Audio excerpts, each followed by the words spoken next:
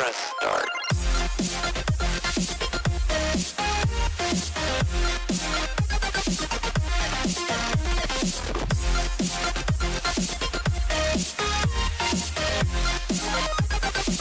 Do you need a night vision capable dashcam in your car, and what dashcam to use?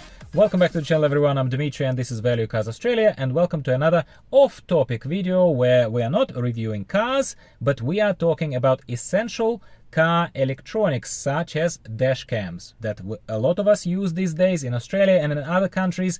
And I think I don't need to sell you the idea of feeling safer, feeling a little more protected against any unpredictable circumstances on the road. Today I am featuring a product by a company that reached out to me very kindly, Lanmodo. Lanmodo offered this very lovely Vast M1 system, night vision system, night vision capable dash camera for review.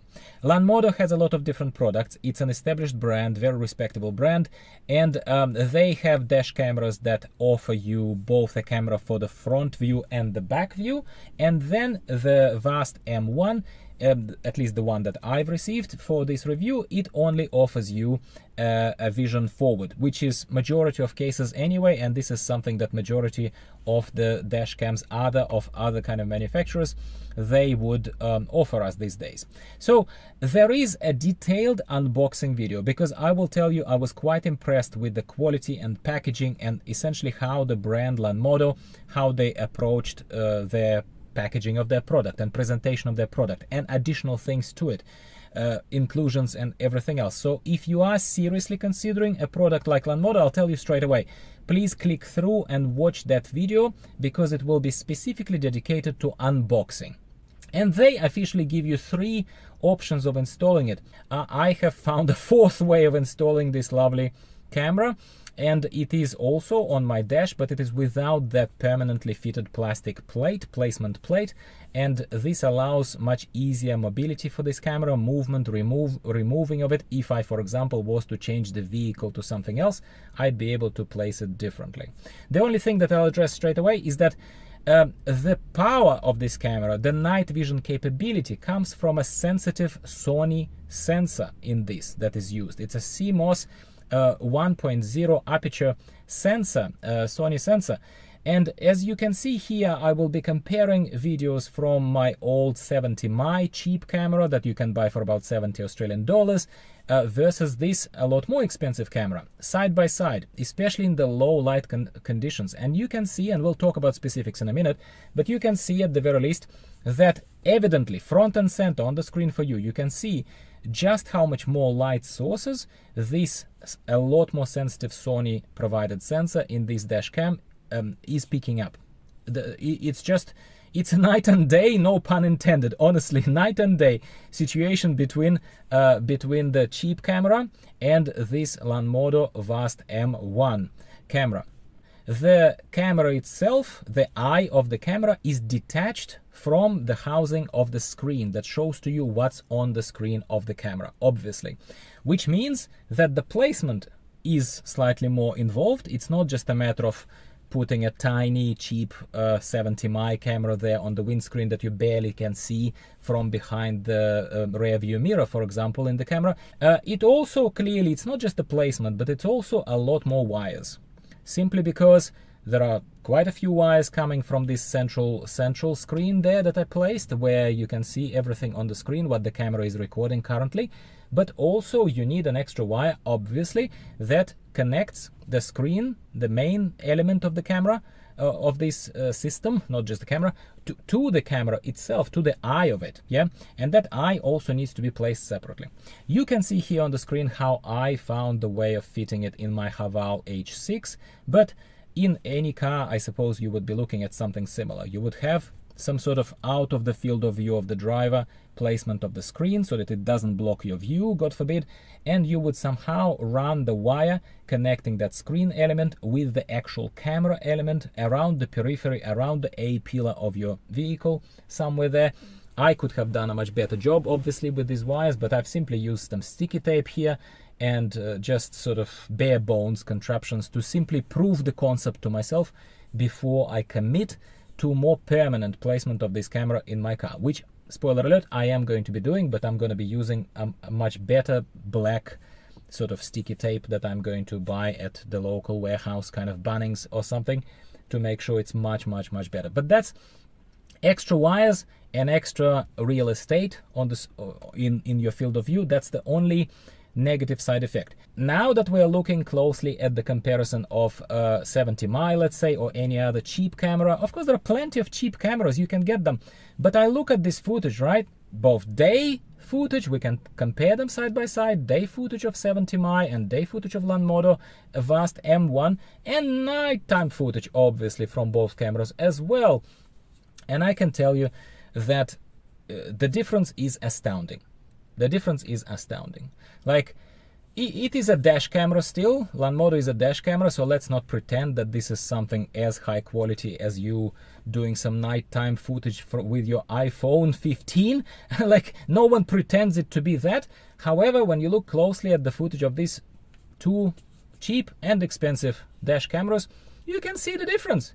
You can see just how grainy the footage on the left is, and you can see just how relatively well-defined, feature-rich, filled with light, obviously, the footage on the right is from Lanmodo in this particular case. I can point out that I have even stopped in the dark, after dark obviously, I can even stop in the dark areas of the street kind of leading towards my place where I live, and I even safely, when there were no cars around, for a short period of time, I even turned off the headlights. That was the best I could do. I'm not in the middle of the forest to test the camera in complete pitch darkness, pitch blackness, but even this little test gave me confidence that if you are in law enforcement, if you are in security services, if you're an Uber driver who drives people in and out of nooks and crannies wherever they are, this thing somehow finds the sources of light and it shows to you what's happening on the road so clearly. The only side effect of having such a sensitive sensor, Sony sensor in this camera, in Lanmodo Vast M1, is that when there is a light source, such as a street light, such as the any other lamps or any other kind of the lights from the cars and everything else, they are almost blinding. They are really dominant on the screen, and you can see it. Well, it comes with a price. Everything comes with a price. You want to see in the dark? Well, this thing certainly brings you as close as possible to seeing in the dark. That's pretty damn awesome in my opinion, yeah? But at the same time, if there is a explicit light source, such as a street light, you will be a tiny bit blinded and it will dominate the area of the screen, might even be sort of whitening out, yeah, any other detail around that source of light. That is just a trade-off, unfortunately, of such a high sensitivity sensor. That's one thing that I noticed as well, but it wouldn't deter me from using this camera for my needs and securing the nighttime observation if I needed it on the day-to-day basis. I'm very impressed. What else can I say to you, my friends? The field of view, it claims the technicalities, the specifications say that it's a 75-degree frontal cone of view, which looks about right to me. It looks broader to me, but you tell me in the comments down below if it looks similar to my 270mm cheap dash cam that I used before. But it looks much wider, this field of view, which is great, again, for observational perspective. I also have to notice here that the screen of Lanmodo Vast M1 is not a touch screen. It is very nice. I think it's a good quality screen, yeah, but it is not Carpuride, yeah, which is built for different purposes, of course. And it has buttons. It has control buttons here on the periphery of the top, and you will find out more about that in the unboxing video if you would like to watch my unboxing video, very detailed, of how they work, those buttons and stuff. But essentially it's not a touch screen. So whenever you want to do something with that with the screen, yeah, for example, to format your new SIM card, or to turn on or turn off the recording of the sound, let's say, yeah, you would need to remember, and you have to always remember, because we expect touch screens to be everywhere. In this case, it asks you a question on the screen, but it expects you to click the button physically to say okay or next or whatever you want to do. So that is one thing, one extra thing I want to point out. It's not a negative, it's not a positive. I'd say these days we do expect touchscreens, so that's probably where Lanmodo saved a little bit. But at the same time, does it bother me? Nah. Would it bother you? No. You only care about high quality footage and reliable recording. Needless to say, hopefully as well, that the camera comes also with the contraptions and wires that allow you to connect it directly to the power source of the car and enter a specific mode of parked monitoring. So it can continue running in a smart way, connected directly to the battery of your car. Just make sure that you don't leave it in that mode for too long so it doesn't drain battery too much, but overnight, completely fine, yeah. And it all is being spoken about in the detailed guide for Lanmodo. So it's possible to also leave it in this passive monitoring mode as well. Overall, my impressions, my friends, other than occupying extra real estate on my dash of the car, other than extra wires that you need to run and extra sticky tape or something that you need to apply to make sure that it all is nicely tucked in, other than the lack of touch screen and you having to click the buttons, so these things out of the way so that we don't shy away from them, me as a person who has been using a cheap, very cheap 70mm camera, dash cam before, I saw a massive quality difference with this short test of using Lanmodo Vast M1. Again, if you're a taxi driver, security person, police, I'm sure you're supplied with the standard cameras, but if you are somehow in a private type of security arrangement where you need to equip your own car or your own little team, if you are an Uber driver, very much so, like people who drive at night a lot, and people who therefore are exposed to a lot more traffic conditions, stupid people on the road, drunk people who you pick up from the pubs, people who cross the road right in front of you when you pick them up from the middle of the street and stuff like that. I think something like this, yes, it costs more upfront, but at the same time, you, I think, will get your money's worth if, God forbid, something bad happens and you need to provide actual details. You know, see actually clearly who came out of which bush in front of you when something happened, yeah, to very clearly see exactly what car overtook you when, and the number plate needs to be visible very, very clearly, that kind of stuff.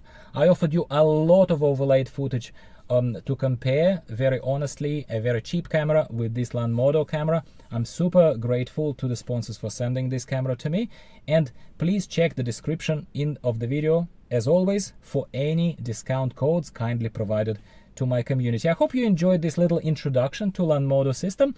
I'm not a professional dashcam reviewer, so perhaps I skipped some specifications that would have been of interest to you. But if you are that kind of person, first of all, talk to me in the comments down below. Tell me specifically what you want me to highlight. And also do watch my specifically planned, currently dedicated unboxing video of this camera, where we will focus less on the performance of it and more on what's in the box and how it's assembled and how I put it together. Hope you've enjoyed this. Please do give the video a like if you did, and subscribe for more from me. I'll talk to you next time. Talk to you next week about something else, either car electronics related or car reviews related. Everyone is a winner.